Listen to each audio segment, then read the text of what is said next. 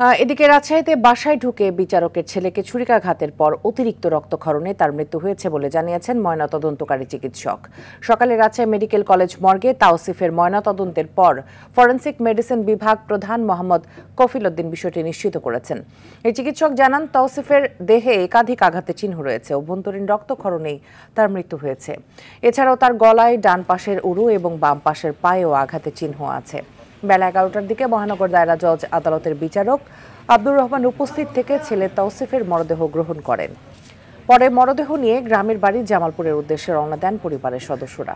সেখানে জানাজা শেষে পারিবারিক গোরস্থানে তাকে দাফন করার কথা রয়েছে।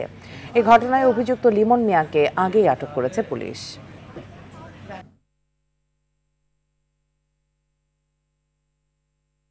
ডিসিজড বডিতে ধারালো এবং মাথা, চোখা মাথা এবং ধার আছে, এরকম একটা উইপনের আঘাত মনে হয়েছে। এই আঘাতের কারণে অভ্যন্তরীণ রক্তক্ষরণে ডিসিজড শকে চলে যায়। শকে গিয়ে তার মৃত্যুটা হয়। দর্শক, এই বিষয়ে আরো জানাতে রাজশাহী থেকে সরাসরি যুক্ত হচ্ছেন সহকর্মী মোস্তাফিজ রকি। রকি, জানাবেন বিচারকের পরিবারের এই যে হামলার ঘটনায় আর কোনো তথ্য আছে কিনা আপনার কাছে? মিতু, কিছুক্ষণ আগেই নিহত তাওসিফের যে ময়নাতদন্ত সেটি সম্পন্ন হয়েছে এবং এরই মধ্যে গোসল শেষে এখন কিন্তু আমরা দেখতে পাচ্ছি যে লাশবাহী যে গাড়িটি রয়েছে সেই লাশবাহী গাড়িতে নিহত তাওসিফের যে নিথর মরদেহ রয়েছে সেটি কিন্তু এখন তোলার যে প্রক্রিয়া সেটি করছেন। এবং কিছুক্ষণ আগেই দেখেছি যে তাওসিফের মা, যিনি এই ঘটনায় গুরুতর আহত অবস্থায় রাজশাহী মেডিকেল কলেজ হাসপাতালে চিকিৎসাধীন অবস্থায় রয়েছেন, তাকেও এই মডার্ন যে মর্চুয়ারি রয়েছে সেখানে কিন্তু নিয়ে আসা হয়েছিল এই শেষবারের মতো তাওসিফকে দেখার জন্য।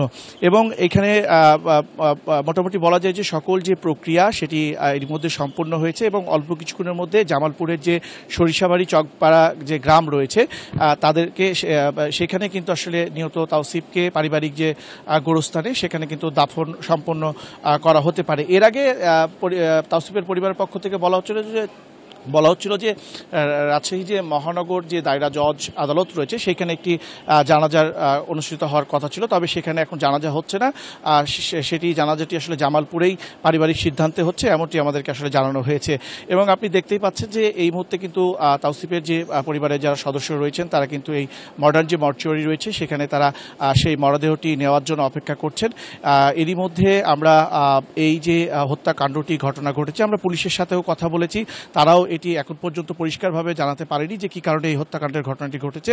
তবে তারা বলছেন লিমন মিয়ার সাথে তাওসিফের যে মা রয়েছেন তার আগে থেকেই কিন্তু একটি যোগাযোগ ছিল, তারা এমনটি আসলে জানিয়েছেন। এছাড়াও আমরা ফরেনসিক বিভাগের যিনি প্রধান রয়েছেন চিকিৎসক কফিল উদ্দিন, তিনি আমাদেরকে জানিয়েছেন যে তাওসিফের মূলত মৃত্যুর যে কারণ তারা একটি বিষয় তারা এটি দেখেছে নির্ধারণ করে, সেটি হচ্ছে যে অভ্যন্তরীণ যে রক্তক্ষরণ সেটি তারা বলছেন। এছাড়াও তিনি বলছেন যে এখনও পুরোপুরি যে ময়না তদন্ত শেষে আসলে তারা বলতে পারবেন যে প্রকৃত পক্ষে কি ধরনের ইনজুরে মূলত তাওসিফের যে মৃত্যু ঘটেছে। জি, অসংখ্য ধন্যবাদ আপনাকে।